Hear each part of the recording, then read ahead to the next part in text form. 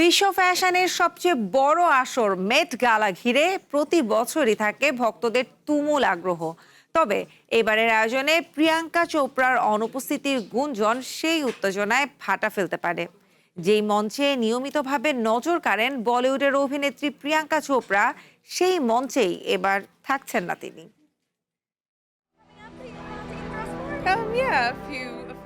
বিশ্ব ফ্যাশন অঙ্গনে সবচেয়ে জাঁকজমকপূর্ণ আয়োজনগুলোর একটি মেট গালা। প্রতি বছর নিউ ইয়র্কের তারকাখচিত আসরে লাল গালিচা যেন পরিণত হয় সৃজনশীলতার এক অনন্য প্রদর্শনীতে। আর সেই মঞ্চে নিয়মিতভাবে নজর কেড়েছেন বলিউড অভিনেত্রী প্রিয়াঙ্কা চোপড়া। তার সাহসী ফ্যাশন, অনন্য স্টাইল বারবারই আলোচনার কেন্দ্রবিন্দুতে থাকে।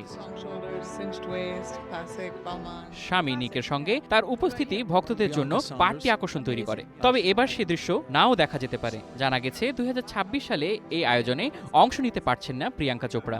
যদিও এখন পর্যন্ত আনুষ্ঠানিকভাবে কোনো কিছুই জানাননি প্রিয়াঙ্কা। ঘনিষ্ঠ সূত্রগুলো বলছে ব্যস্ত সময়সূচি এর মূল কারণ।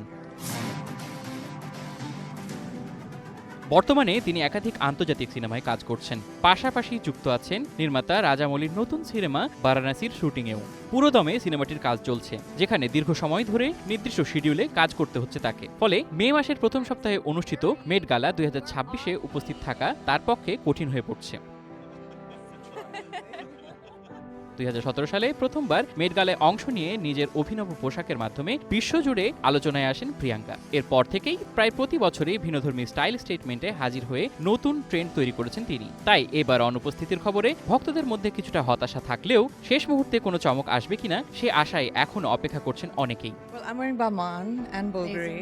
সাদ আহমেদ দীপ, ওয়ান এন্টারটেইনমেন্ট।